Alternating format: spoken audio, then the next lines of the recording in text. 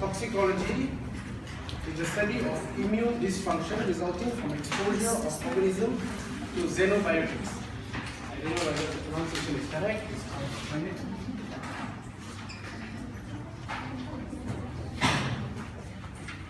Xenobiotics is a foreign chemical substance found within an organism that is normally naturally produced or is not expected to present within the organism. Phone silent, please.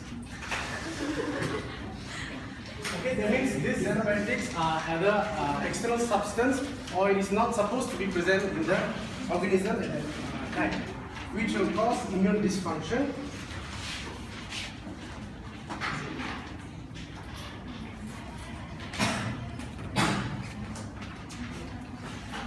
Immunity dysfunction may take in the form of immunosuppression,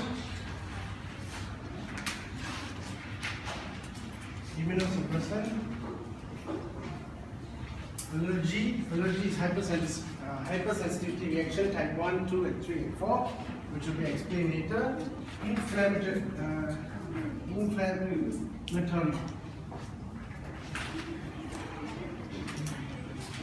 Inflammatory based diseases and autoimmune diseases. Okay, now let's get to the introduction. Immune response. Immune response plays a role that protects the human body from invading pathogenic microorganisms and cancer. It is able to generate enormous variety of cells and molecules capable of specifically recognizing and eliminating limitless variety of foreign invaders. Stimulation of the immune system plays a role in the drug toxicity on several drugs. Drugs can also compromise the normal function of the immune system, which is called immunotoxicity, leading to secondary effects such as increased risk in infection. Secondary effects are the indirect consequences of primary drug action. The activation of immune system because the drug binds to the protein in the body was recognized as foreign substance. True principle of immune mechanism by which the drug can damage are the hypersensitivity response, allergic reaction, and autoimmune reactions. Allergic reaction in general can be classified according to 4 types of hypersensitivity, and drug can elicit reactions of all types.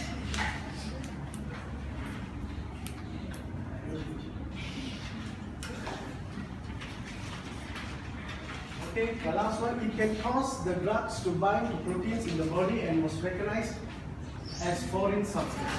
So let me give an example. Penicillin. When you take penicillin, it will bind to your red blood cell. And this is detected by the body as xenobiotics. That means it is not supposed to be present in the body. So this will induce immune response and cause the immune system of the body, the natural immune system of the body, to disintegrate or break down this complex.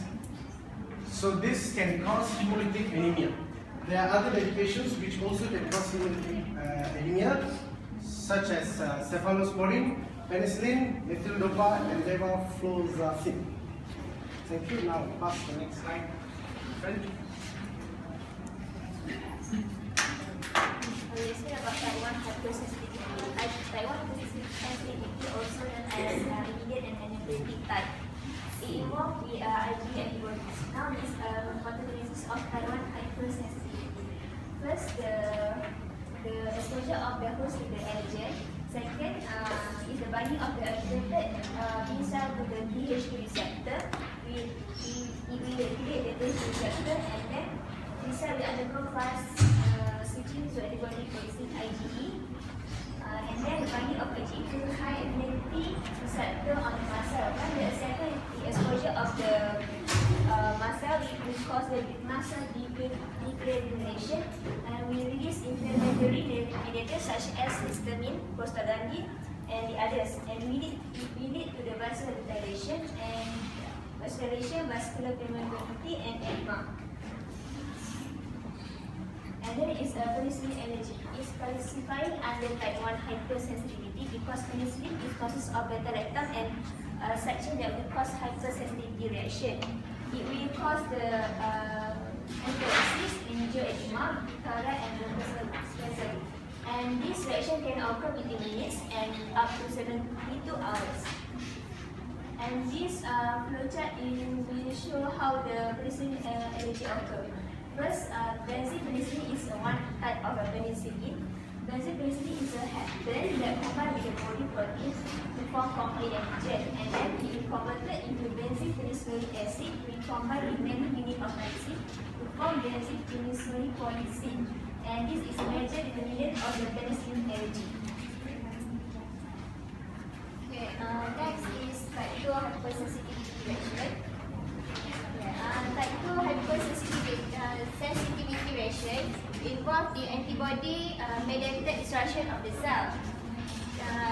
This reaction best characterized by blood transfuse reaction, which is host antibody react with foreign antigen, express the incompatibility, transfuse blood cell, and also the destruction of the cell.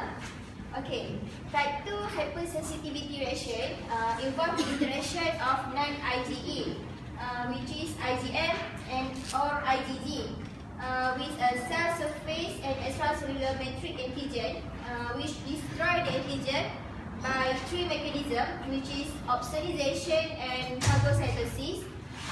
The antibody bind to the antigen, which make it a target for phagocytosis.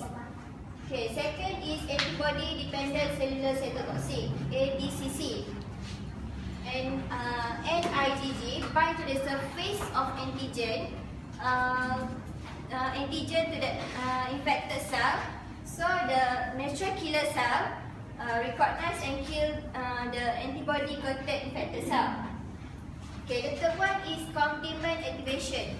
The binding of the antigen can activate the complement system, cause lysis of antigen by membrane attack complex or phagocytosis.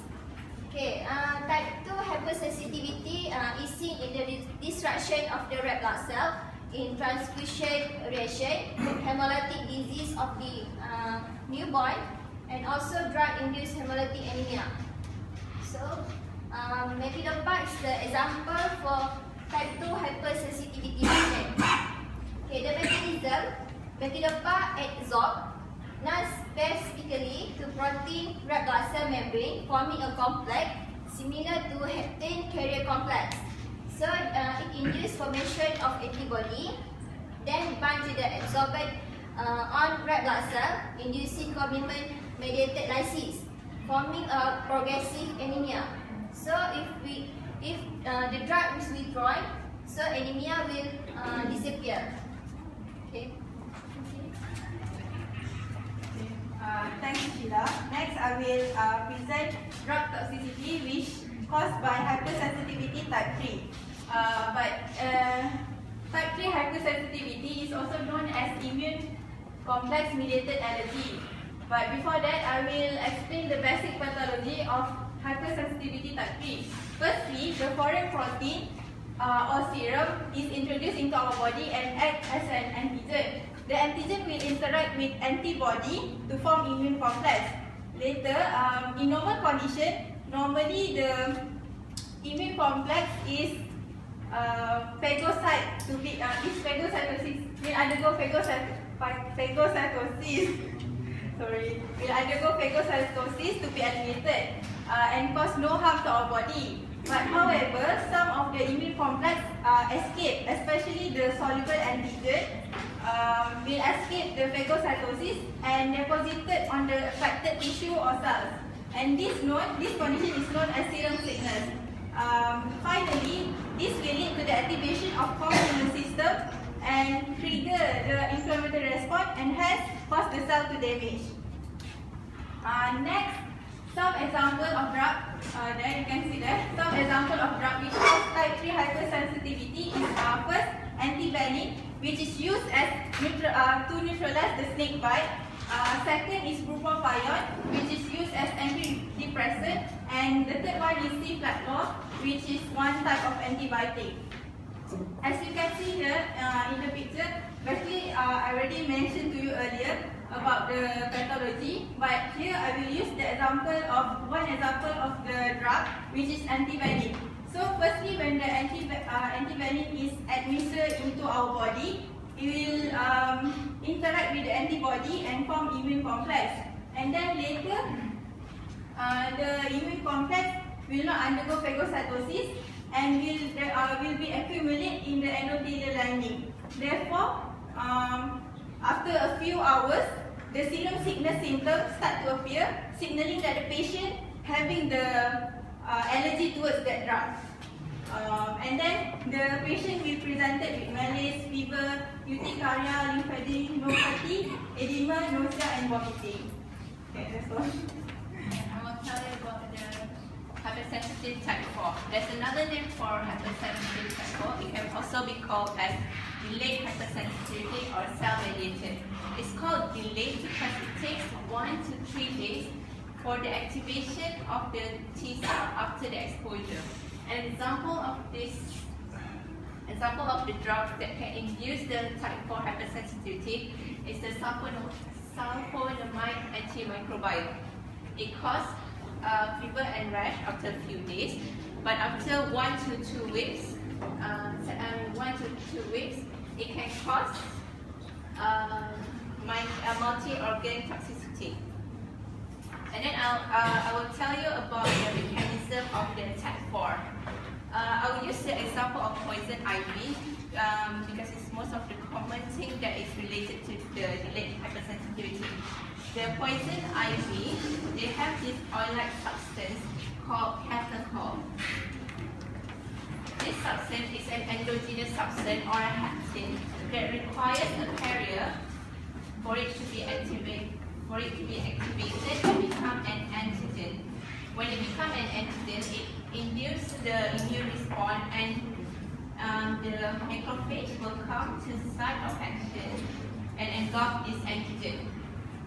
When it engulfs the antigen, the phagocytosis will occur and the antigen fragmentation will be represented on the MPC class 2 on this macrophage, since it's an antigen presenting cell. And then when the MPC is bind with the antigen, it triggers the T helper cell to be activated. It will bind together, they will bind and the T helper will be activated. When the T cell activated, it will differentiate and become a memory cell. But this is only the first exposure.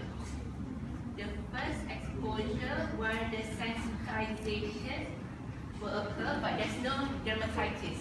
Okay, during the second exposure and repeated exposed with the antigen, then the memory cell will activate the T helper cell, and this T helper will secrete cytokine. This cytokine will then activate the T cytotoxic cell. The function of the T cytotoxic cell, it will secrete perforin. This perforin will cause perforation and eventually inflammation and continued dermatitis and skin lesion. Okay? And this is the mechanism of the type 4 hypersensitivity. And then the common example of that can cause type 4 hypersensitivity is the Stevens-Johnson syndrome or SJS. This syndrome is a very rare and a very serious disease. It can it happens only on certain population, and the patient who have this Stevens-Johnson syndrome, their liver cannot detoxify the drug properly. So when they take in the drug tends to accumulate and become toxic inside the body and induce the type 4 hypersensitivity because of continuous exposure to that drug. And then this is all of the drugs that related that can cause the type 4 hypersensitivity. of an here's the video that explains to you more about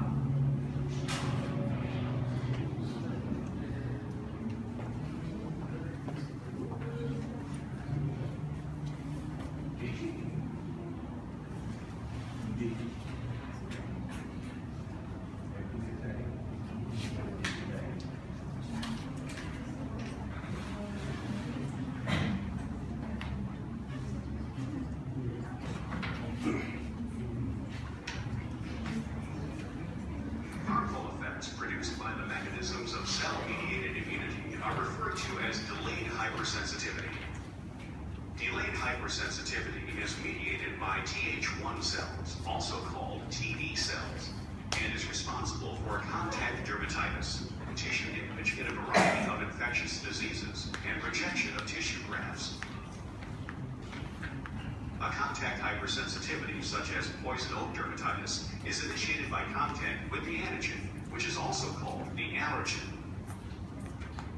During contact, a small molecule from the plant, called a hapten, binds to a carrier protein in the host. The carrier protein with bound hapten is ingested by a macrophage, and the hapten peptide is then presented on the surface of the macrophage on a class II MHC. Th1 cells with T-cell receptors capable of recognizing the hapten peptide antigen interact with the presented antigen, become activated, and increase in numbers. When the host comes in contact with the allergen the second time, the Th1 cells react with the hapten peptide being presented on the macrophage and release cytokines, resulting in attraction of more macrophages, followed by inflammation and skin lesions. Characteristic skin lesions appear after 24 hours, reaching their peak at 48 to 72 hours after the second exposure to the plant.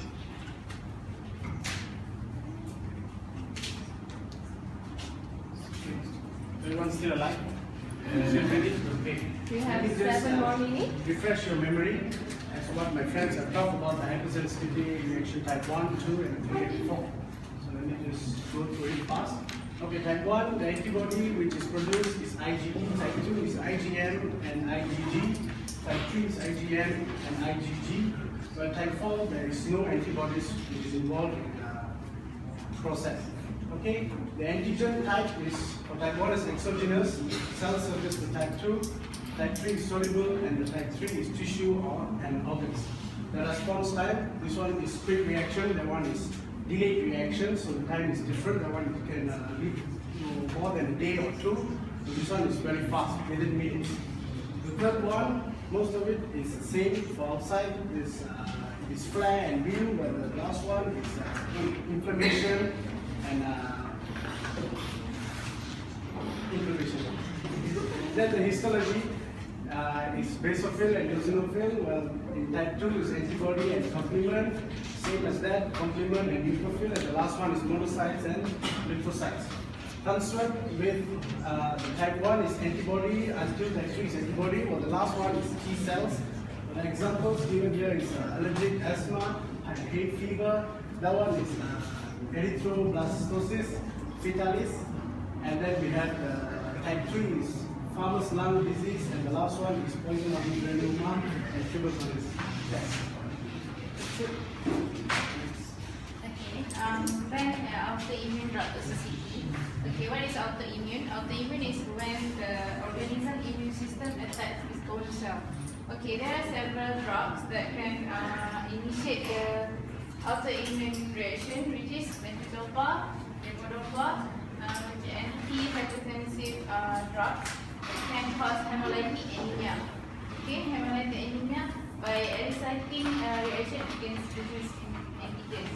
Okay, hemolytic anemia is produce autoantibodies which attack red blood cells as if they were substance foreign to the body. Okay, penicillin also can cause hemolytic anemia if the patient take in high dose. Okay, then hydrolyzine, antihypertensive drugs, propionamide, which is anti-arrhythmia drugs, isoniazid, anti-microbacterial drugs, can cause drug-induced diffuse erythematosus, which is similar to SLE disease by inducing autoantibodies to attack own cells. Okay. Then I will explain about Renal syndrome. Renal syndrome is the syndrome when the patients receive IV drugs such as vancomycin. Vancomycin is antibiotic. This syndrome typically consists of pruritus and erythematous macros rash that involve the face, neck, and upper trunk. There is an example of the image there, how the skin rash looks like.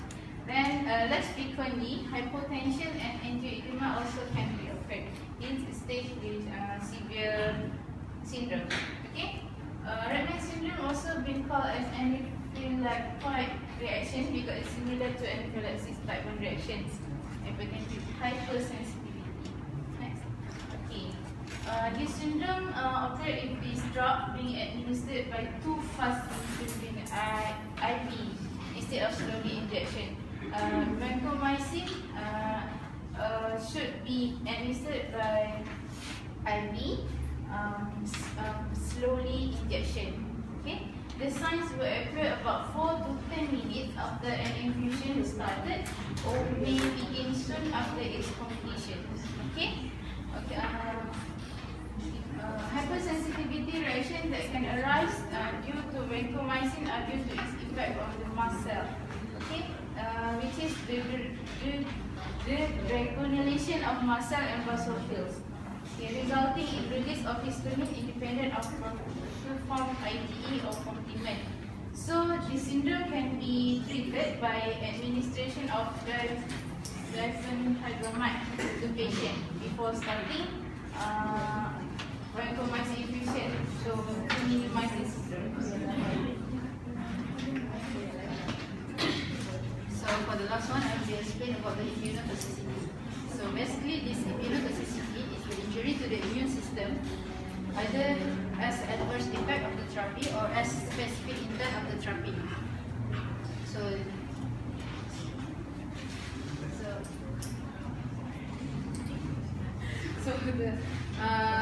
for the example, when a patient with a frequent severe chronic obstructive pulmonary disease, they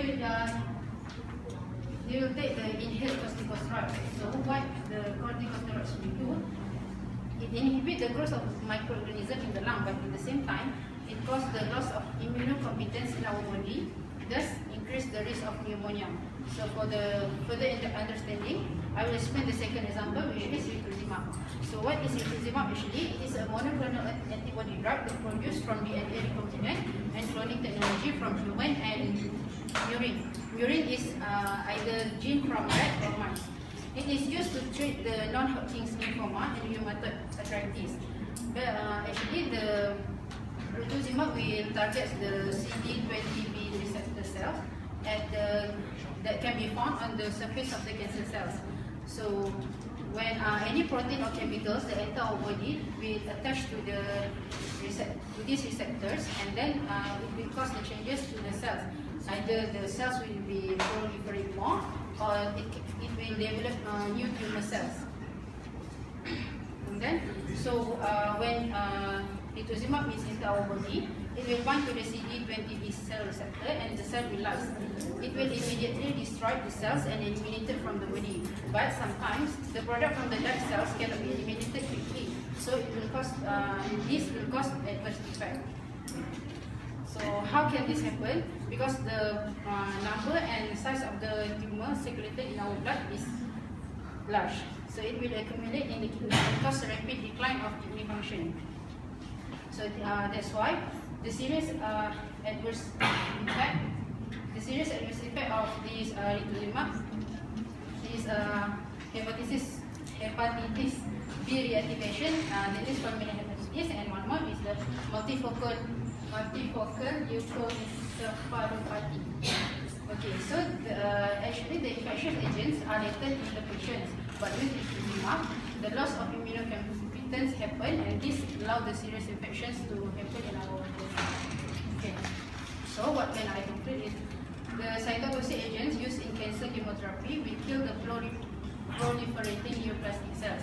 It also kills another normal cells, such as our cells in the lymphatic tissue, bone marrow, intestine, and hair follicles. Although we give rituximab in normal dose to the patient, it still can kill the normal cells in our body. But the successful therapy depends on the sensitivity of the cancer cells compared to the normal cells. And then agents that are cytotoxic to white blood cells increase the risk of infections. So once the immune response is depleted, the disease will be worse. So this is what we call the immunotoxicity. Okay, thank you.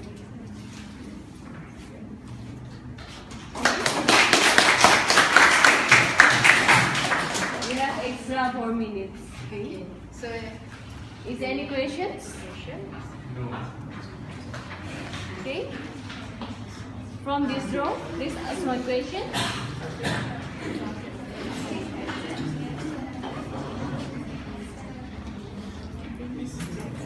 Change, can we ask them questions? Okay, if you want. Nah, I just want to see whether you all pay attention to it, because not in the slides, you have to listen to you. So, okay, can anyone explain to me what is xenobiotic? Just now I explained. Vinita? The penicillin binds to a red blood cell, and then I don't know, it would be something in the body recognizes it as xenobiotic. It is a substance which is not usually found in the organism. Okay, and one more thing, immune dysfunction may take many forms. So what is the manifestation of immune dysfunction? Just now I named 4. Elvina? Jack is okay.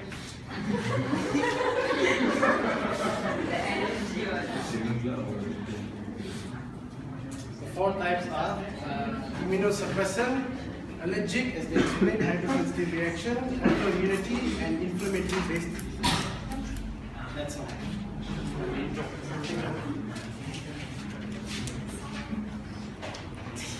Yeah.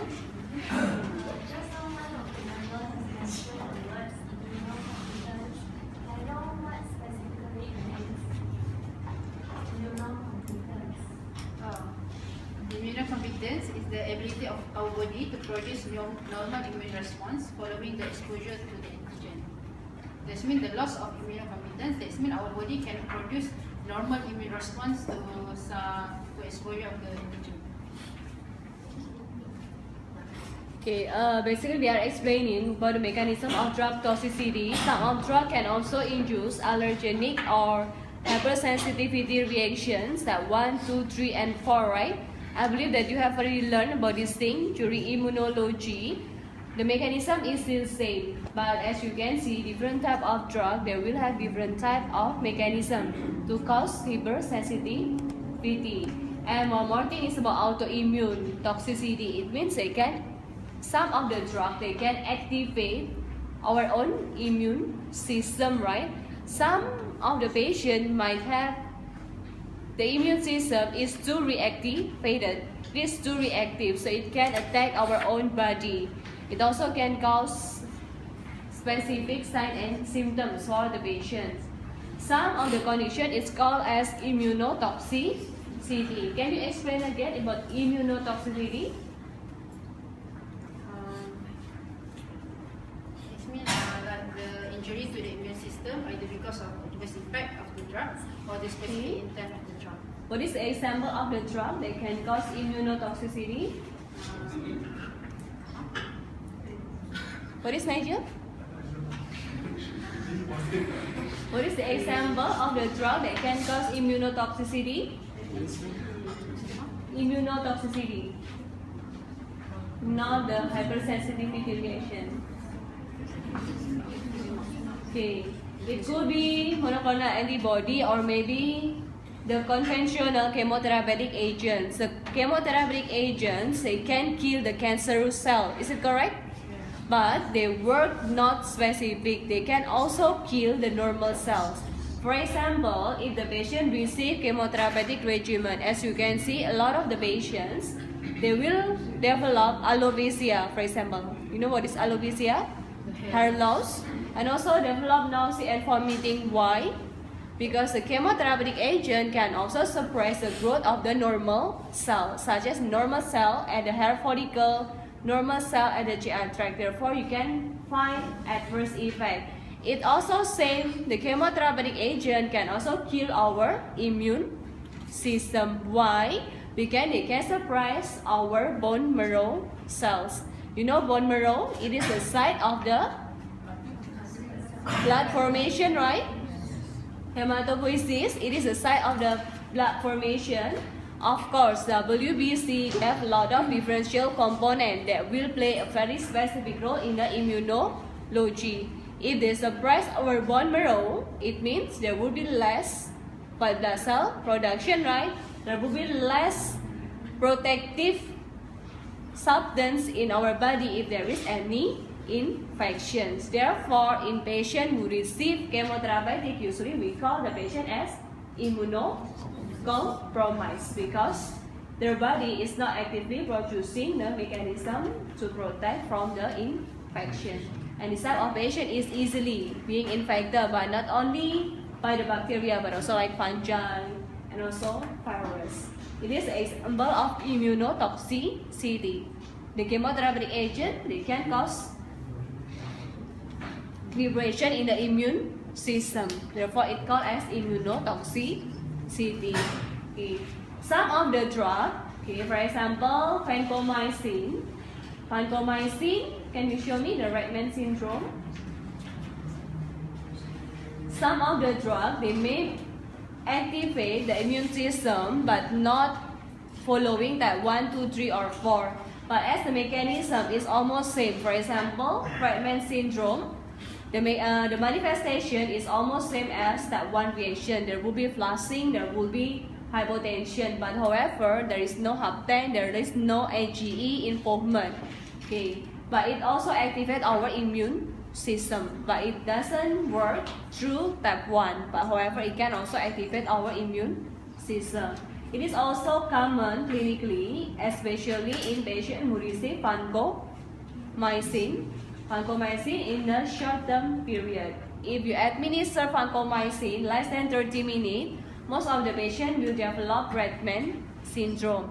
Therefore, how to administer vancomycin? Can you give the slow injection for more than 30 minutes? What is it? The route of administration? Of course, IV infusion. It should be IV infusion after 1 hour to avoid Redman syndrome. Okay. Okay. Is there any question? You have to look again at 1, 2, 3, and 4, and also what is the meaning of immunotoxicity. Okay, that's all. Okay. Okay. Thank you for your presentations.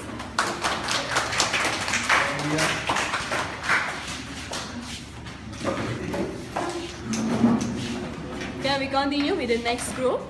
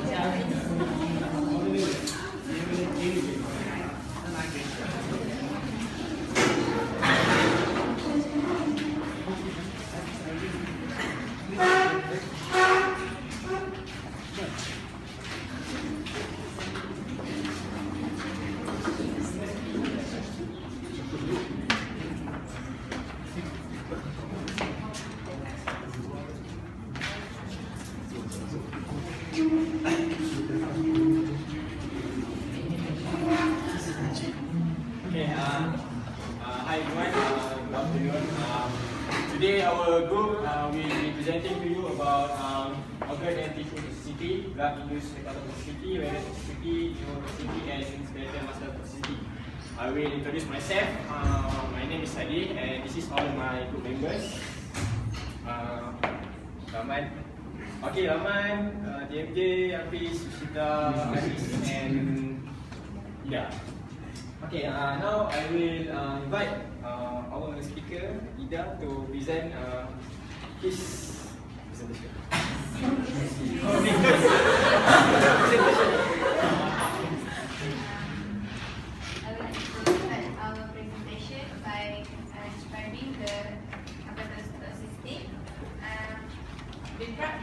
commonly cause hepatotoxicity.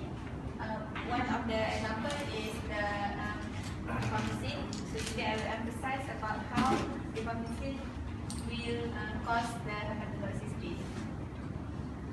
Firstly, the risk factor is simultaneous use of drugs.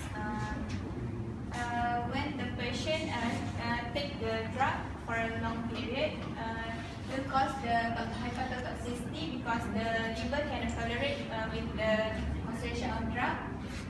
And second risk factor is the very young and old age because the metabolism will affect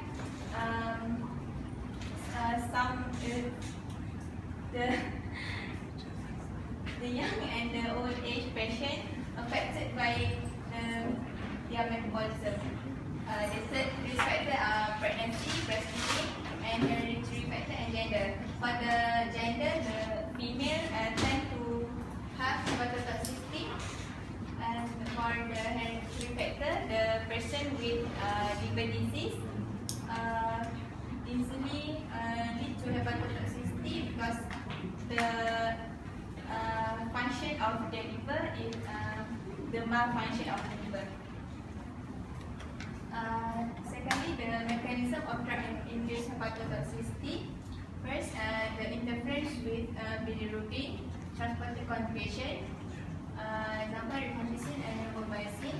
Second is cytotoxic injury, example paracetamol, isoniazid, ibuprofen, and halotine. Third is cholestasis, example steroid. Fourth is cytotoxic cholestatic injury. Fifth is fatty liver. Sixth is chronic active hepatitis, cirrhosis, and subacute necrosis. Seven is phospholipidiasis. It is liver tumors. Next is non-specific change. Example, hypotensive, vasodilator, anti-inflammatory agent, and oral contraceptive. But today our group will emphasize about the rifampicin action. Rifampicin is the common drug used to treat the tuberculosis because of the high activity against the microbacterial organism, specifically Mycobacterium tuberculosis and Mycobacterium leprae. It can be bacteriostatic or bactericidal depending on the concentration of the drug at the site of administration, at the site of infection. Commonly used in combination with isoniazid and pyrazinamide. Okay, what happened is the rifampicin will interfere the production of nucleic acid by inhibiting the DNA-depending RNA polymerase by inhibiting particularly at B subunit. The cause is likely unknown because it can be due to the idiosyncratic metabolic product that can cause either direct toxicity or it can induce the immune reaction.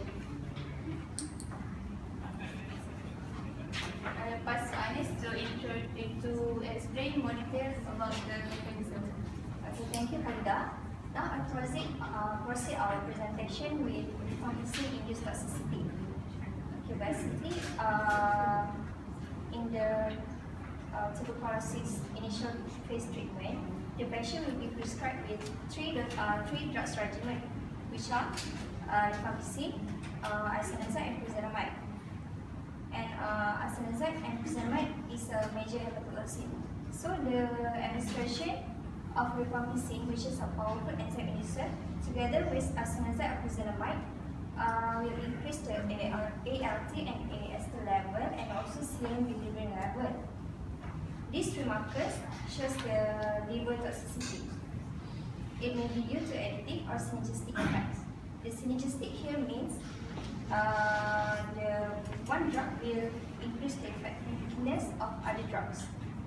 And then the proposed mechanism for the reproducing-induced toxicity is by the enhancements of liver toxicity, which are caused by monoester hydrazine, and related compounds, which are resulting from the enzymatic metabolism.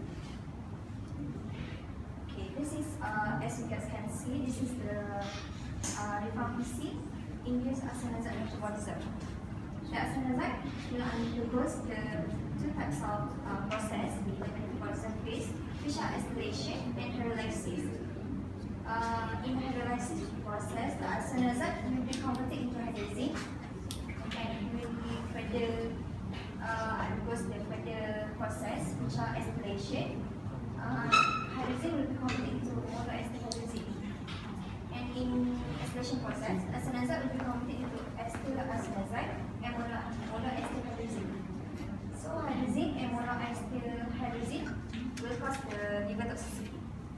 So now I'll pass to Hadi to proceed our presentation. Okay everyone, now I will present to you about renal toxicity. So acute kidney injury was commonly caused by this drug-induced nephrotoxicity and that I found in one journal. And then the incidence of drug-induced nephrotoxicity may be high as 60% when older patients with diabetes and cardiovascular disease. This is because we all know that older patients seems to have some older patients are immunocompromised and their organ function are not well maintained. And then one of the common agents in the common cases are aminoglycoside and antibiotics like gentamicin, amphotericin and iodinated contrast media. Okay, first I will explain to you about the mechanism of gentamicin-induced renal toxicity or tubular cell toxicity. For this cell toxicity, we are only focused on the renal tubular cell toxicity. In drug-induced renal toxicity, there are many types of renal toxicity because there are also renal toxicity, glomerulotoxicity, post-toxicity because there are many types. But commonly case for renal toxicity occurs in the tubular cells. Okay, first there will be an inhibition of lysosomal hydrolysis in the renal tubular cell. I will explain the figure and the just after this. And then the lysosomal accumulation of electron-dense lamellar structures containing aggregated phospholipid that will show renal phospholipidosis and the liposome, and then will lead to lysosomal rupture, leads to the cell death or acute tubular necrosis. Okay, this is the figure. Okay, firstly, if you look at the figure A, this is a control. This is a normal and healthy normal tubular cell with low dose exposure. And then when we see at the B, there will be an enlargement of lysosome. As you all see, this lysosome is the part of the cell that contain the lysosome. And then at the part C, we can see the rupture of the lysosome. So when the lysosome ruptures, it will release the lysosome and then will cause the other organelles in the renal cell to be destroyed by the enzyme. We also can see the mitochondrial swelling, the shading of the vascular villi.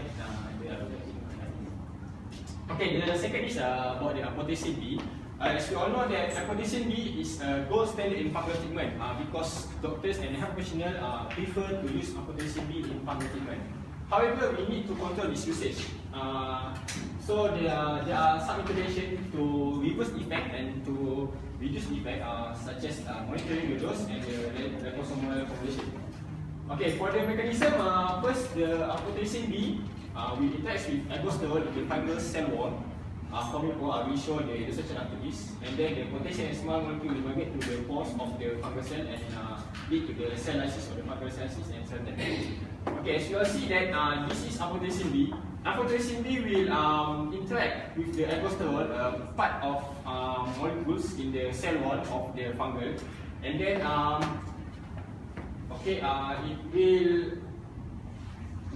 will interact with the aldosterone and then forming a pore. So they will bind like complex and forming a pore, and then will lead to the migration of the potassium and other small molecules outside the pore and causing the cell to lyse. But however, we still need this drug for the treatment, and there were some intervention for avoiding more serious tubular cytotoxicity. For example, for gentamicin, we can use extended interval dosing, which that we doesn't monitor just the full follow-up, but have like interval time like first day, second day, not just a prolonged dose, and then administer during the active period, means that we administer during the daytime, not the night time. And then they monitor serum drug level or therapeutic drug monitoring, and then maintain it for under than 1 mg per day. And then after CB, we will use saline hydration before and after dose. This is to make sure the renal cell to be hydrated or get enough water before the CB treatment. And then continuous infusion. For continuous infusion means that we can infuse but monitor it, and then levels of formulation and duration of therapy. For contrast dialysis, maybe I can explain it, but we doesn't handle this because contrast dialysis was under the medical imaging division. So for our knowledge, we can use those osmolar contrast and infusion and monitor function and be considered. That's all. So I will leave to Neuro-Toxicity. TMJ will present. Assalamualaikum and good evening to all my friends and my video lecturer, Ms. Debra. Today I will keep the subtopic simple as possible and slow as possible. If you can see my friend all say very fast. By neurotoxicity. What we have learned about neurotoxicity is the neurotoxicity happens when the neuron cells are exposed to the man-made or natural toxic that can alter the cell activities and which can lead and either can kill the neuron cell or it can disrupt the neuron cell. And after the disruption, it will result in the it will result in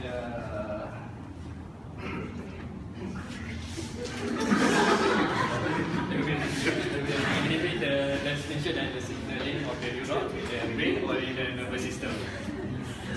And there is some of the risk factors that can lead to the neurotoxicity, such as chemotherapy drugs, radiation treatment, drug therapies. About the drug therapies, it will get very interesting after my friend will explain it very detailed for you guys. Other than drug therapies that can cause the neurotoxicity, we also got the organ transplant, heavy metals such as cyanide. If you heard of cyanide, if you smell the gas, about around 6 seconds, and you will go to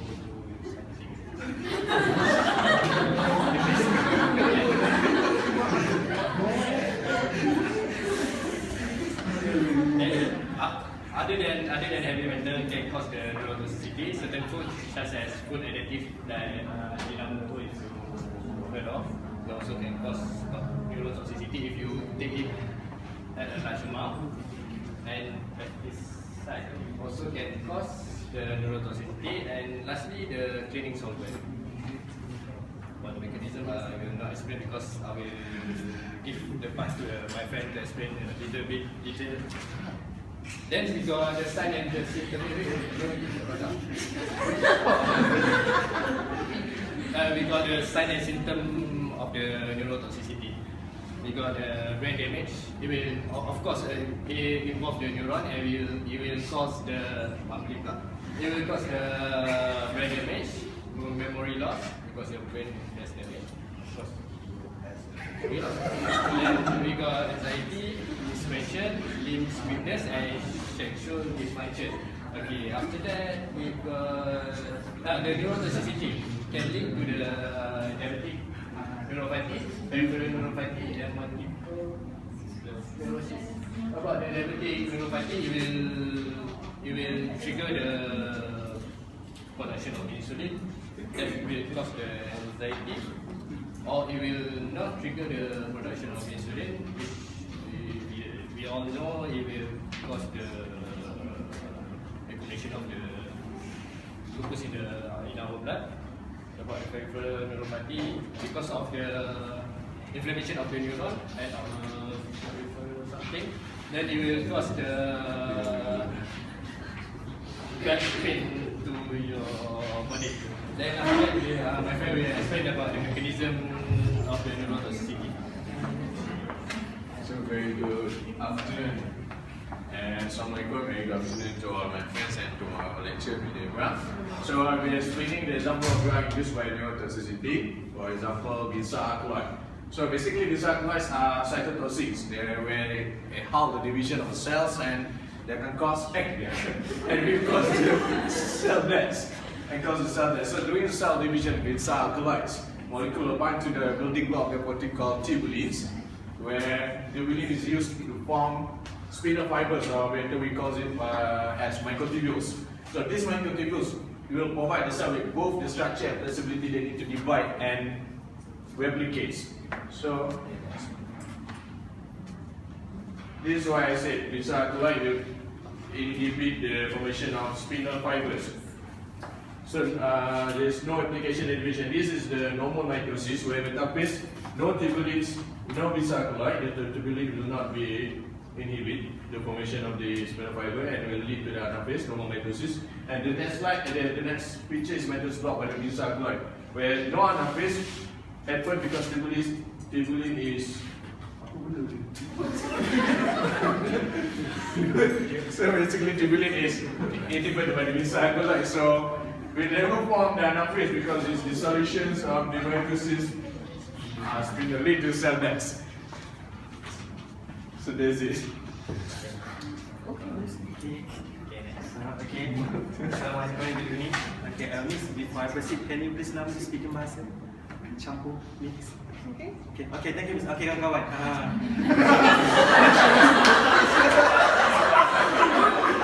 Sorry sebab I'm not really fluent in English, so saya akan campur sikit bahasa. Okay, saya dan Rushi akan explain tentang skeletal muscle toxicity, drug-induced skeletal muscle toxicity. Tersasul pula, sorry. Okay. Drug-induced skeletal muscle toxicity kita pun boleh kenali sebagai drug-induced musculoskeletal disorder. Okay, benda ni automatik bila daripada nama ni kita dah tahu dia akan affect kita punya skeletal muscle. So benda ni clearly akan menyebabkan kita punya structure dan kita punya function of component kat kita punya muscle rosak. Dia akan affect bukan saja muscle tapi dia boleh affect bone, connective tissue and of course lah muscle fiber kita punya myocyte semua. Next. Okay, ni example of dia punya disorder yang boleh jadi myopathy, rhabdomyolysis, myalgia and myositis. Nanti saya akan drugs yang memang yang saya akan explain nanti starting, dia akan mostly related dengan dua ni and nanti saya akan explain mekanisme dia. Tapi sebab kita pun kesulitan masa, so saya akan lepaskan Pushitra dulu, dia akan explain tentang disorder ni sedikit. Okay, thank you. Okay, good afternoon everyone. Today I'm going to tell about the common muscle symptoms, muscle disorders. Okay, these are the tables that we already summarized. Okay, the first common muscle disorder is myalgia. Myalgia is a medical term of muscle pain. Okay, it is a muscle pain that can be localized or effect of one muscle group. Because the localized is because usually of injury or overexertion. And then the common condition can be generalized is aches and pain. And then the second one is myositis. Myositis is any condition that cause inflammation in muscles. The inflammation of muscle is commonly, you can feel that weakness, swelling and pain. The third one is rhabdomyolysis. It's a serious symptoms that can cause by direct or indirect of muscle injuries. And then the causes of this muscle disease for myalgia is the injury of overexertion, infection of soft tissue and inflammation.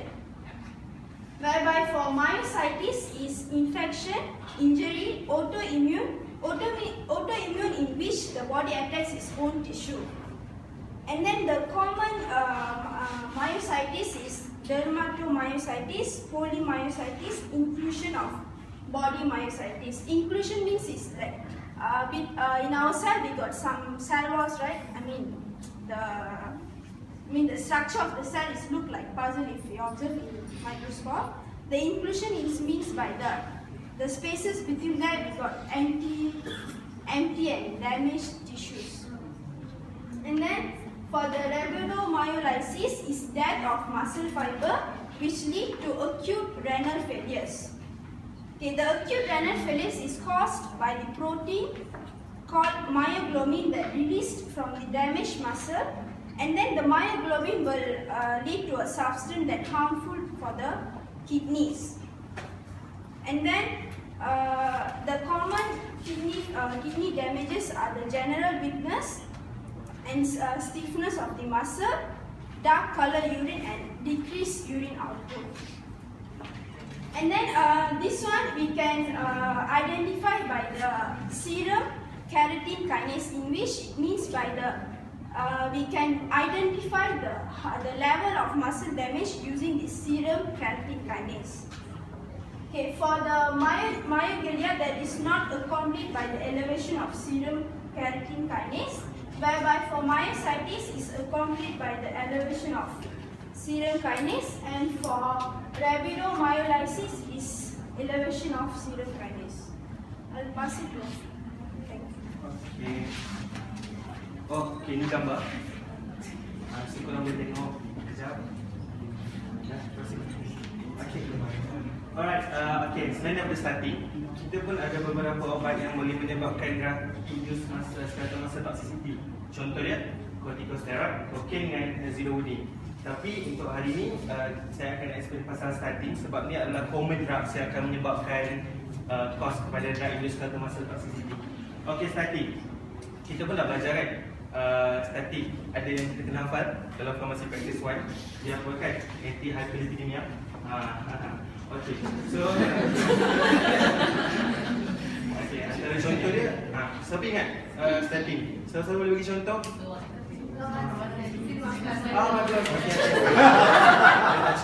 Okay. So statin ni dia HGM-CoA reductase inhibitor. Dia hyperlipidemia drugs.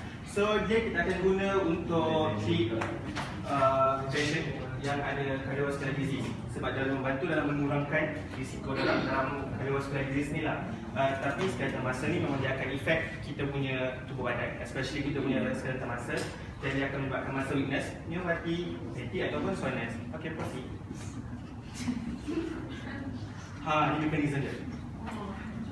Tak susah, simple je ni. Orang confirm boleh hafal lah. Okay, so first, bila kita ambil, sebab dia anti-hyperlipidemia drugs, dia akan menyebabkan kita punya kolesterol rendah. So, bila kolesterol rendah, dia akan menyebabkan kita punya skeletal muscle membrane akan jadi unstable. So, bila unstable, dia akan menyebabkan cirrhosis occur. So, bila cirrhosis occur, dia akan menyebabkan kita punya synthesis of coenzyme Q10 reduce. Dan ini akan menyebabkan disruption dekat kita punya ATP proses dekat mitochondria. Benda ni actually dia macam dia sebab dia kan tadi EGM HGM-CoA reductase inhibitor. Lagi. Okay. So dekat sini actually dia akan menyebabkan kita panggil farnesyl dengan granul pyrophosphate untuk decrease. Benda tu dua adalah intermediate yang akan membantu dalam sintesis of coenzyme Q10. So, korang dapat eja tak kali? Farnesyl, granul.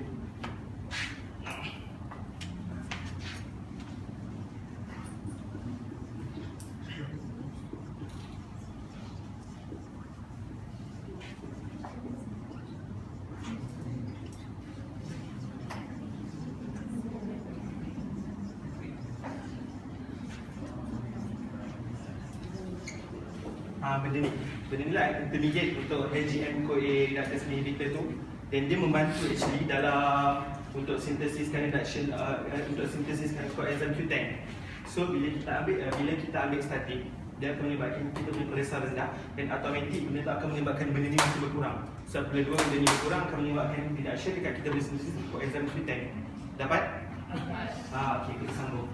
Okey, so dia akan menyebabkan disruption dekat kita punya electron transport proses, dekat kita punya ETC, kan, electron transport chain dekat mitokondria. So dia akan automatically menyebabkan kita punya ATP biosynthesis decrease. Bila benda ni berkurang, dia akan menyebabkan underlying muscle disorder kita untuk unmask. Kita macam boleh dapat detect sikit-sikit. So benda ni akan menyebabkan myocyte degradation, kita punya muscle cell kita degrade. So akan menyebabkan reduction dekat kita punya GTP binding protein. Dan benda ni akan menyebabkan apoptosis. So bila apoptosis, korang dah tahu kan, group 2 hari tu ada explain siapa? Sebab kita explain apoptosis guys. So korang masih ingat kan? Okay, so bila menyebabkan apoptosis, dia akan menyebabkan autoimmune fenomena kita activate dan automatic dia akan menyebabkan myocyte injury ataupun dia mati. Benda ni juga boleh menyebabkan drug induced rhabdomyolysis. Okay, mekanisme so korang faham? Dapat? Okay, so conclusion saya bagi balik dekat Lucy. Terima kasih. Before that, I would like to tell the drug that prescribed for minimize the skeletal muscle injury. The common one is antibiotics for the infected muscle. They will be given according to the condition, whether it's pill form or intravenously. And one more is non-steroidal anti-inflammatory agents such as immunotoxicity or naproxen sodium. It provides the relief. And then the conclusion for our presentation is that organs and tissue toxicity can bring up genial resorptive condition and can be deadly if untreated. It is essential to guarantee that the patient and their drugs are in ideal level. Patient observing is fundamental, particularly when medication with known high toxicity are utilized and when the patient condition may pose expanded danger of toxicity point. Thank you.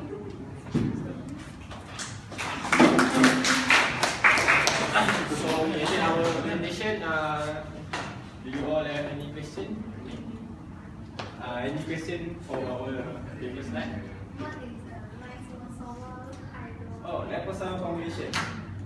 Okay, I'm gonna explain.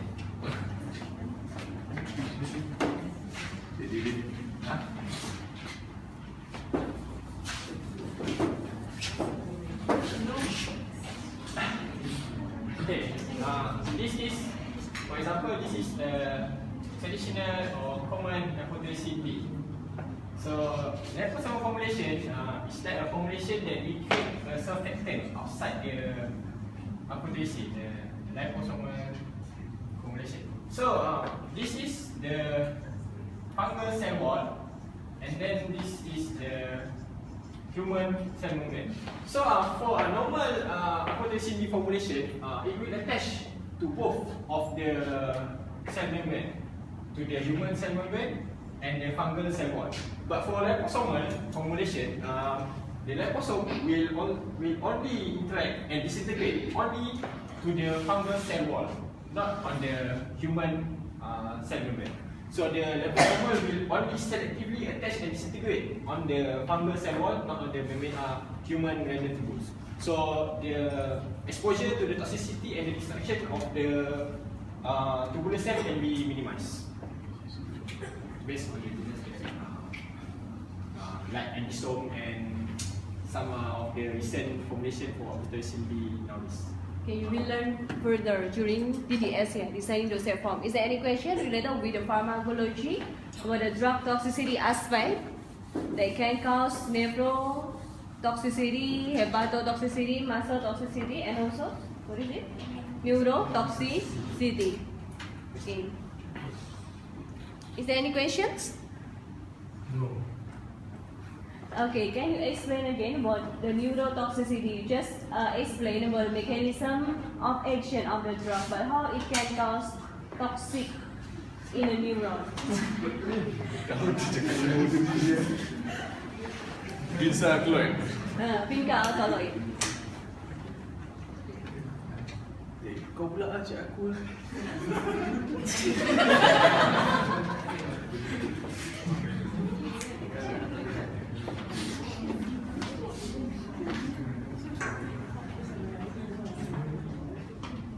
it is the mechanism of actions, right, of the drugs. But what about the mechanism of toxicity? How vinca alkaloid can cause neurotoxicity? You have already explained a lot about the mechanism of actions of vinca alkaloid. What about the mechanism of toxicity in the neuron? Kalau tak boleh jawab pakai bahasa Inggris, bahasa Malay pun saya pun paham. Boleh.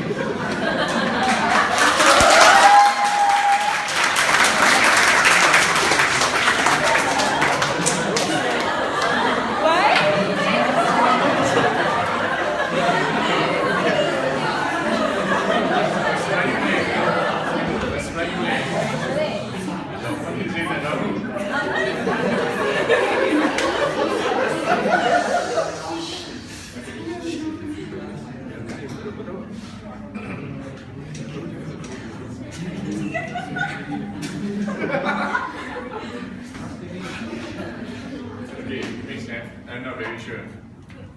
Boleh coba? Boleh cuba.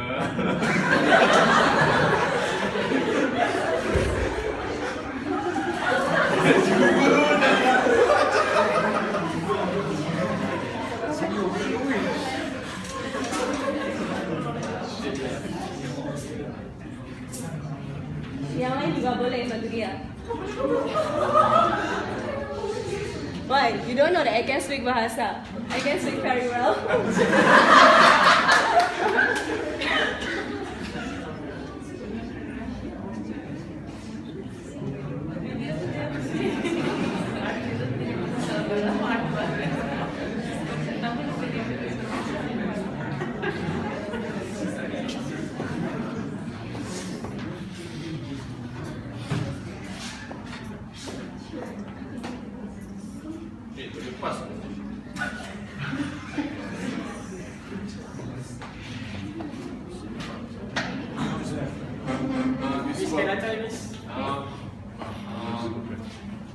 As you know that vinca-alkaloids can stop the cell division or the mitosis.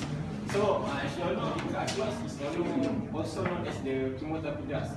So these cells are threat to the healthy and cancer cells. So for my opinion, that this drug have the affinity to effect on the neural cells than the other cells. Okay, if it is vinca alkaloid, basically they will stop the growth of the cancerous cell. They will stop the replication, right, in the mitotic process. They will attack the tubulin formations. Tubulin is important, right, during the mitosis. But however, it can also cause disruption of the microtubule function in a normal neuron.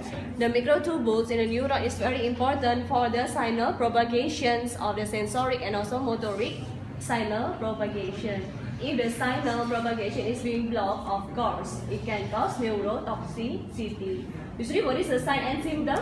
If you have neurotoxicity, tingling, numbness, you lost sensations in your peripheral, it means because of the neuron function is become disrupted. Okay, it's almost same because they don't work specifically. They not just work at the cancerous cell, but also in a normal neuron. It will also disrupt the microtubule function. It is very important in the conducting the signal. Okay. So actually you have like a good head-on and also good text, but you have to explain more. Okay, you have to be able to explain more about your topic. You have to master your own topics. Okay. If it is nephrotoxicity, the first one is hepatotoxicity, right? What is the example of the drug? Rifampicin, isoniazid, as you can see. Anti-tuberculosis drug, most of them can cause hepatotoxicity. Okay. Among the anti-tuberculosis itself, such as rifampicin and isoniazid, they can interact each other, right? The rifampicin can induce isoniazid to be metabolized into reactive metabolite, the metabolite that can cause more toxic to our liver. If it is hepatotoxicity, how to detect hepatotoxicity? How to monitor in the patients? Doing the liver function test. What is liver function test? They have the AST and LT enzyme test. AST and LT.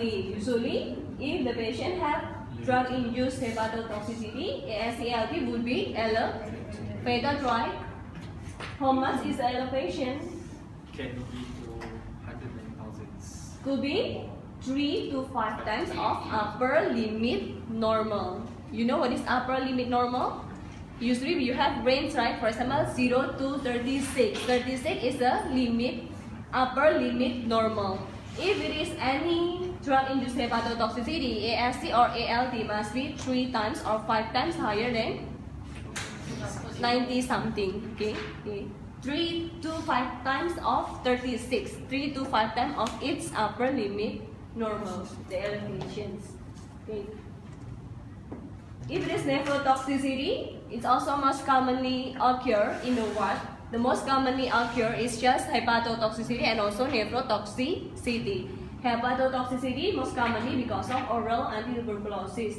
Nephrotoxicity you can find a lot also, especially from aminoglycoside, gentamicin, amikacin, tobramycin. If it is used in a patient in a long-term duration, for example 5 days, 7 days, of course you need to monitor because the patient will have more risk to develop nephrotoxicity. What about the parameter to detect nephrotoxicity? If hepatotoxicity, ASCLT, right? Bilirubin could be also. What about nephrotoxicity? What parameter that you should monitor? Serum creatinine. What else? For pathophysiology, is it only serum creatinine?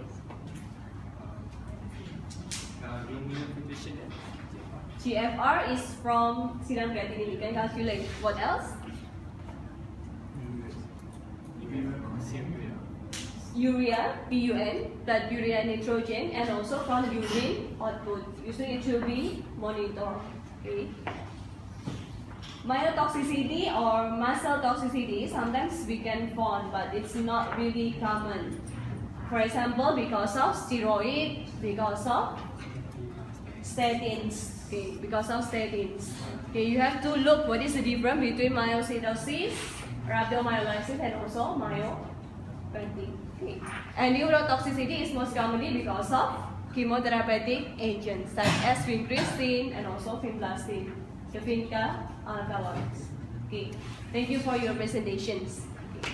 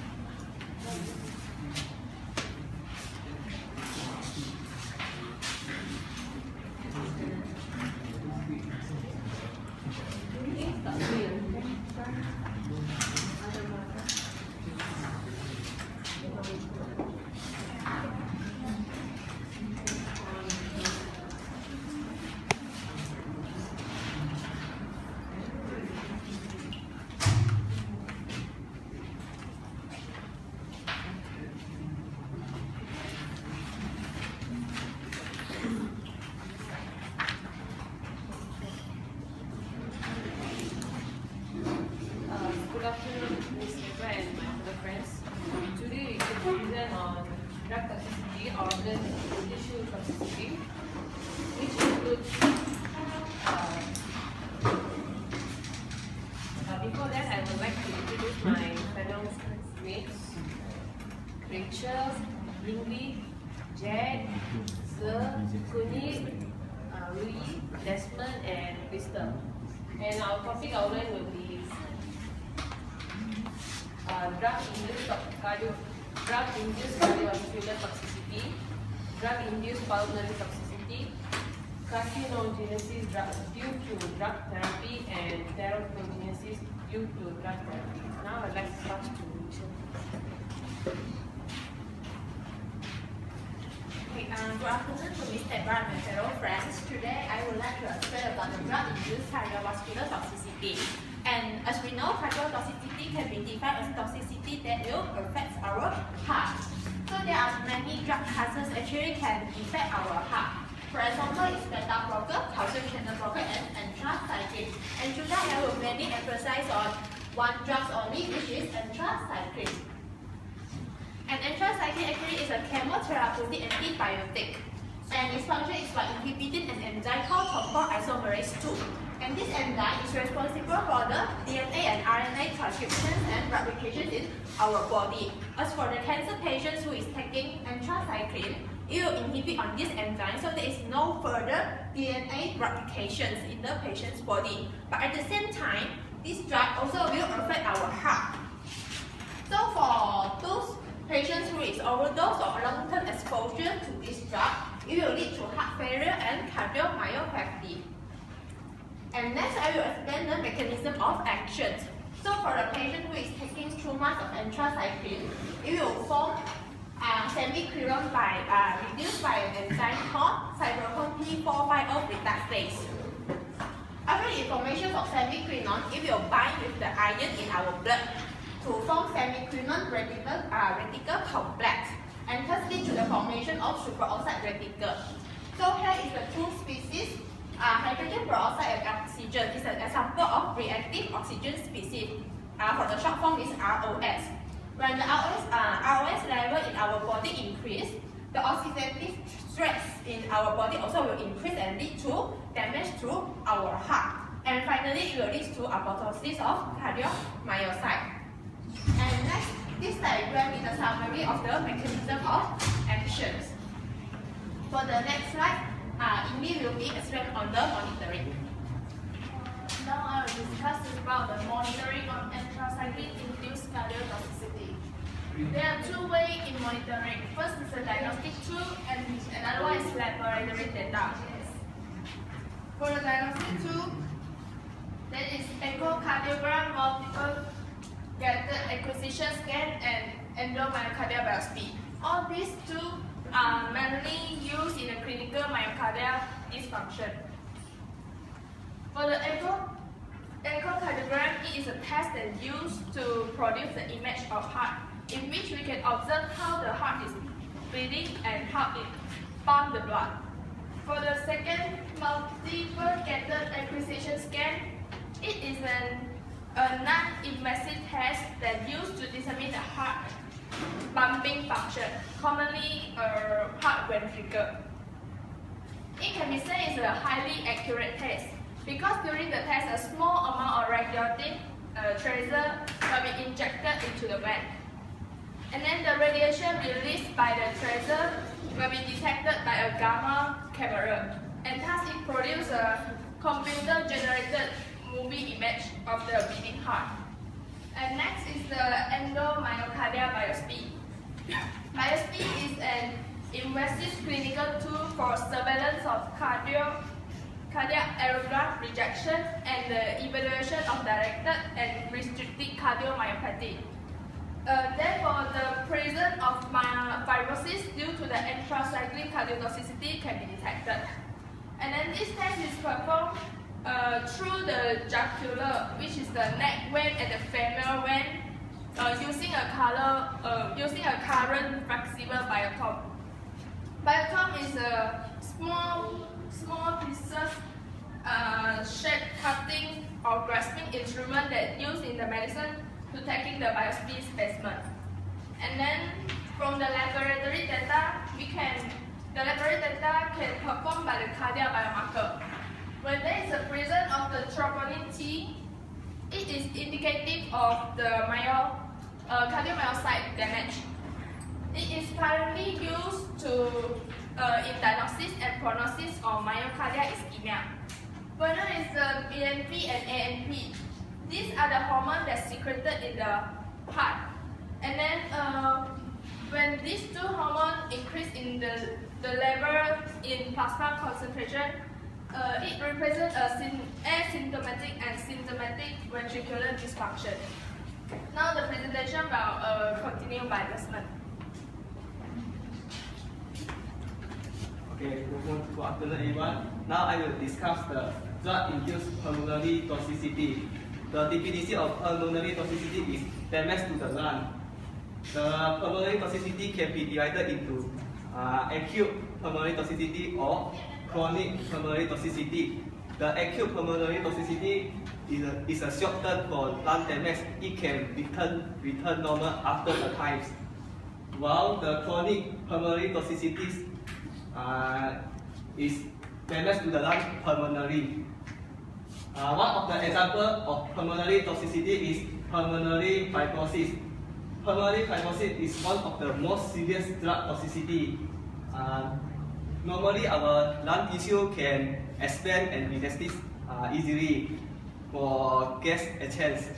But the pulmonary fibrosis is caused by the excessive amount of connective tissues in the interstitial spaces of lung, and then this will development of the scar and fibrosis in the lung tissue, and then you reduce the elasticity of the lung.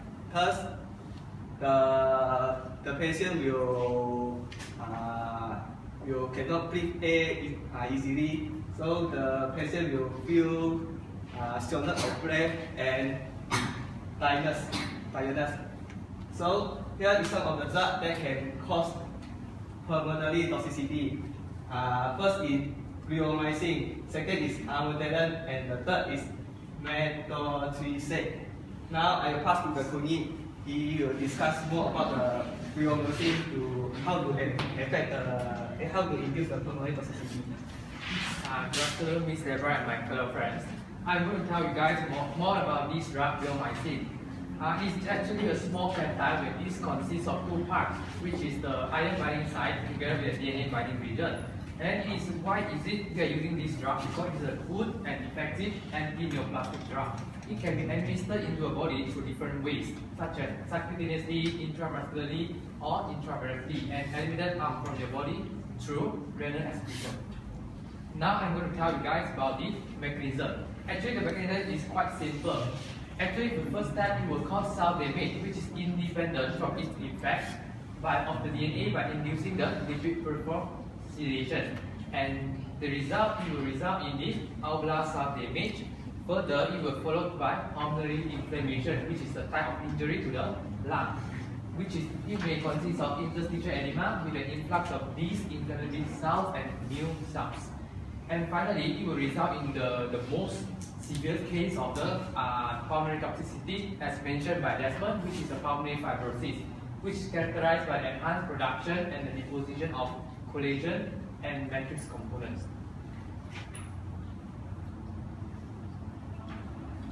In this diagram, we can see that the lungs is having the lung fibrosis, which is induced by bleomycin. As you can see here, right, there is the whole white color, which indicates the lung fibrosis which has been induced by bleomycin. Now I'm going to pass this place to Crystal to continue with the carcinogenesis due to the drug therapy. Today I will give you a short introduction about the carcinogenesis due to drug therapy. First, what is carcinogenesis? It's very simple. Carcino in our term means cancer.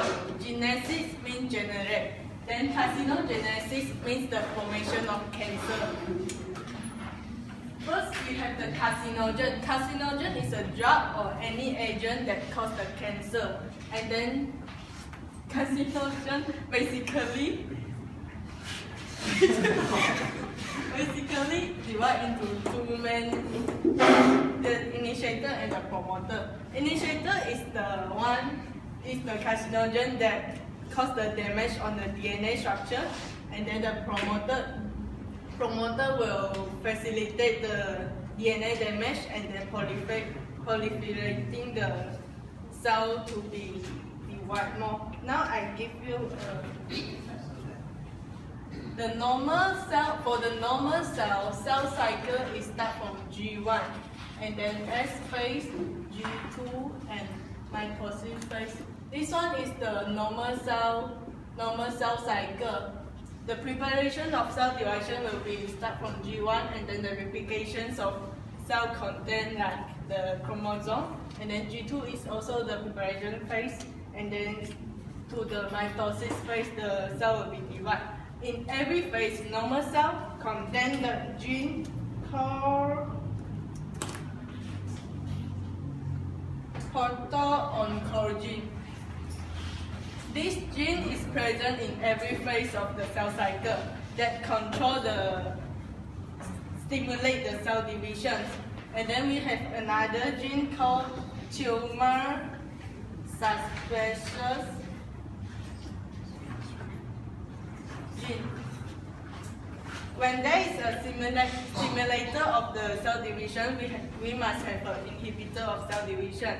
When the cell division is enough for our body, the gene will produce the protein to inhibit the cell divisions. While in the cancer patient, they have this gene, but the lack of this gene, the inhibition will not occur, and then the cell will keep dividing and cause a tumor.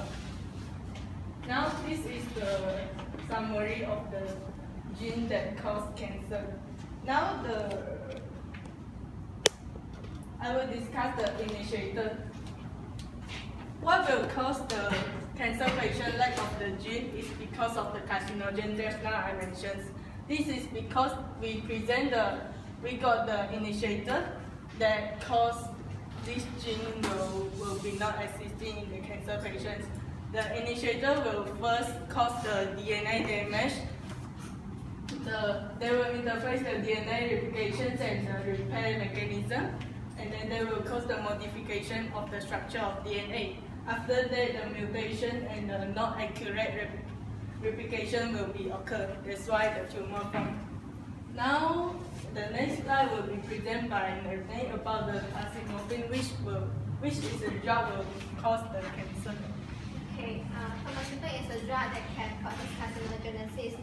It is a type of SERM. What is SERM? SERM is a selective estrogen receptor modulators. It is characterized by the diverse range of agonist or antagonist action on estrogen receptor mediated process. Tamoxifen also acts as estrogen antagonist, which it blocks the estrogen from binding to the estrogen receptor in order to treat the cancer. Next, tamoxifen also acts as estrogen agonist, which it displays the estrogen-like action in the uterus, which causes the endometrial cancer. Now I'm going to discuss about the breast cancer. Patients with breast cancer will have many estrogen receptors. High level of estrogen will cause the stimulation of the estrogen receptor. Binding of the estrogen to the estrogen receptor will stimulate the proliferation of the memory cell, which increases the cell division and DNA replication, which leads to mutation. Now I'm going to talk about the mechanism of tamoxifen in breast cancer. Okay, tamoxifen treats the breast cancer by blocking or acting as antagonist to the estrogen receptor. In the liver, 7-2-3-4-5-isoform CYP2D6 and also CYP3-4A will convert the tamoxifen into the 4-hydroxytamoxifen, which is a metabolite. This active metabolite acts as estrogen receptor antagonist to inhibit the transcription of the estrogen responsive genes. And then these active metabolites will compete the estrogen in the body from binding to the estrogen receptor and produce a nuclear complex that decrease the DNA synthesis and also inhibit the estrogen effect. And then Tamoxifen will cause the cells to remain in the G0 and G1 process to prevent the precancerous cells from further dividing, but this does not kill the cancer cells. Okay, next I will talk about the mechanism of tamoxifen in endometrial cancer. Tamoxifen or 4-hydroxytamoxifen will stimulate the estrogen receptor in the uterus, which will lead to endometrial cancer. They act on the partial agonist on the G14 coupled estrogen receptor, which is also known as GPR30 in the epithelial uterine cell. What is partial agonist? Partial agonist is the molecule that binds to the receptor at its active sites but only produce partial response, even though all the receptors are occupied by the agonist. And the GPR30 also stimulates the cell proliferation and growth. GPR30 will mediate the tamoxifen stimulatory effect on endometrial carcinoma cells. Then, overexpression of GPR30 was also detected in the endometrial carcinoma. That's all for me. I will pass the next topic to Jet. Hey guys, good afternoon. So I will proceed into the teratogenesis due to the drug therapy. So what does teratogenesis mean? The word is originating from the Greek word. It means monster. It often implies to the structural malfunctions are also called genital malformations. So, so most of the malformations happens in the early embryo state rather than the birth. Is usually caused in the oncogenesis, which is week 3 until week 8. During the period when the pregnant ladies is exposure to the teratogens, then it will have a risk to cause teratogenesis. So what's a teratogen means? The teratogen is simply just an agent that can induce the teratogenesis, such as example is drugs, chemicals, environment, or something maybe bacterial infections or virus infections.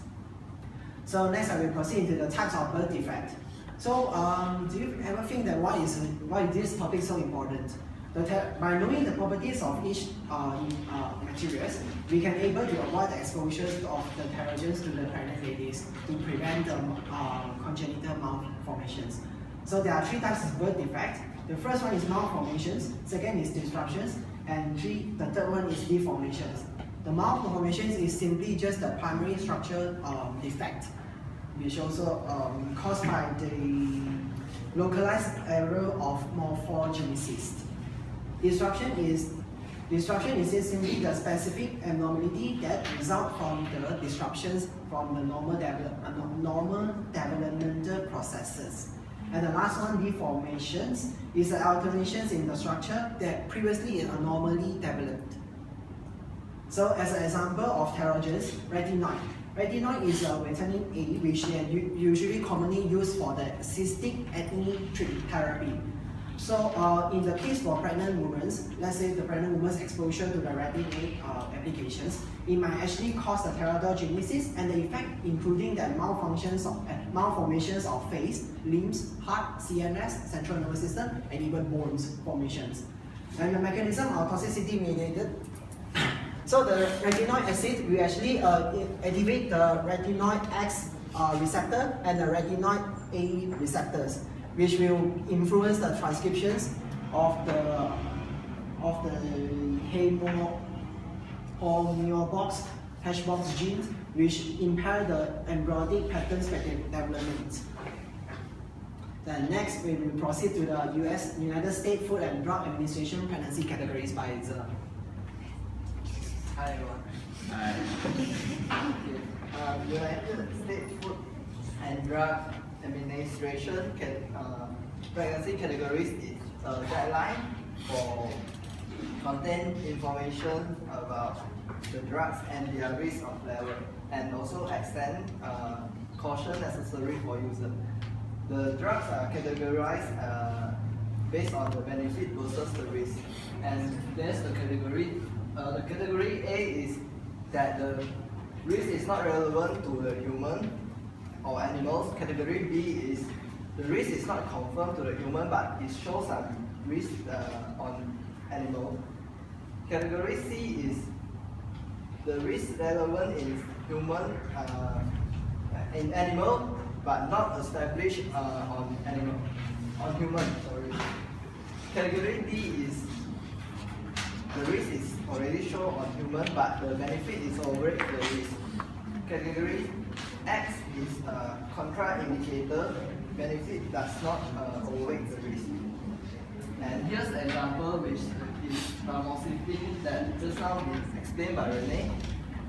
You can see that it's category as category D, which the tamoxifen will cause some effect on the woman and on the mother and the child. So normally the physician will suggest abortion for the woman.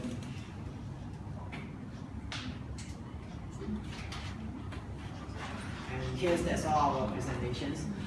Just one question. Just now I do mention that ranking A have a contraindicated to the pregnant woman, right? So what kind of categories do you think is fall in?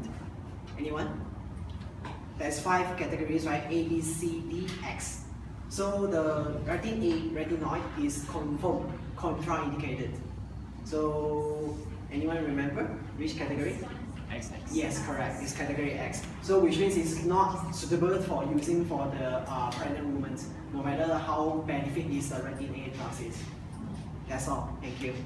Any questions? Can you simplify me the categorization on the tamoxifen? Tamoxifen. It means the mechanism of toxicity is not clear. Okay. Can you simplify the explanation? Okay. The tamoxifen we eat will convert. Can you move on? The tamoxifen will convert to the active metabolites, which is 4-hydroxy tamoxifen. It will compete with the estrogen in our own body to binding to the estrogen receptor to decrease the DNA synthesis and also inhibit the estrogen effect. Is it clear? Because basically tamoxifen, it is partial agonist. Okay, how it can be used for treating breast cancer in some patients, not all. Not all patients with breast cancer have activated estrogen receptor. So you have to test first. If your patient is having active estrogen receptor in the breast cancer, we can use tamoxifen as a treatment because it can block the estrogen receptor. It can stop the growth of the cancer cells. But however, in the long treatment with tamoxifen, because it is partial agonist, it can also activate the estrogen receptor in the uterine. If it is activating the estrogen receptor in the uterus, it can cause hyperplasia, and over the time it can also cause cancer in the uterus. Okay, it is partial agonist, so it will block the estrogen in the breast cancer, so it can stop the growth of the cancerous cell. But meanwhile, it can also activate estrogen receptor in the uterus. When they activate this type of receptor in the uterus, it can also cause the formation of the uterus cancer. Okay. We are basically explaining about cardiotoxicity, pulmonary toxicity, carcinogenesis, and also teratogenesis. Okay, as you can see, carcinogenesis, later on you will learn in depth about the pharmacology of cancer, but basically in the growth of the cancerous cell because of imbalance between proliferation and apoptosis. Okay, the normal cell, they will have it in balance, right? Because when there is any proliferation, when there is any DNA mutation, they will start the apoptosis to repair the damage or the mutation. But however, in a cancerous cell, the proliferation happens excessively without a good control. It means apoptosis is not occurred well. Therefore, there is a very continuous proliferations. Okay. The example is the tamoxifen. Okay. For teratogenesis, it is important if you are being asked whether to your relatives, by your relative or your friends, is it okay for the pregnant mother? Your answer should be based on the FDA risk category, either A, B, C, D, or X. If it is X, it is totally contraindicated. If it is C and D, sometimes we still can administer to the patients, but you try to outweigh again the benefit and also the risk. If it is really needed for life-saving purpose, for saving the mother, we still can administer the medications. Okay. Cardiotoxicity and also pulmonary What is the example of cardiotoxicity? Doxorubicin is also chemotherapeutic agent. Usually it is a delayed onset or long term, so not acute phase. After a long term treatment of the chemotherapy, some patients with doxorubicin treatment can also die, not because of the cancer, but because of the adverse effect of doxorubicin, because it can cause cardiotoxicity. In some patients, it can also cause heart attack, sudden death. Okay. And also pulmonary toxicity, the example is bleomycin, but you can find any other example. Basically, if it is pulmonary toxicity, mostly it's become irreversible, right? Because it can cause pulmonary fibrosis. Pulmonary fibrosis means scar tissue in your lung. Okay.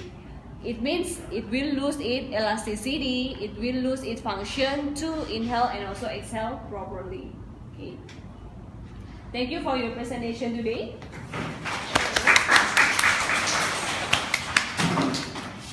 Okay, so all of you have already presented. Okay, I will use this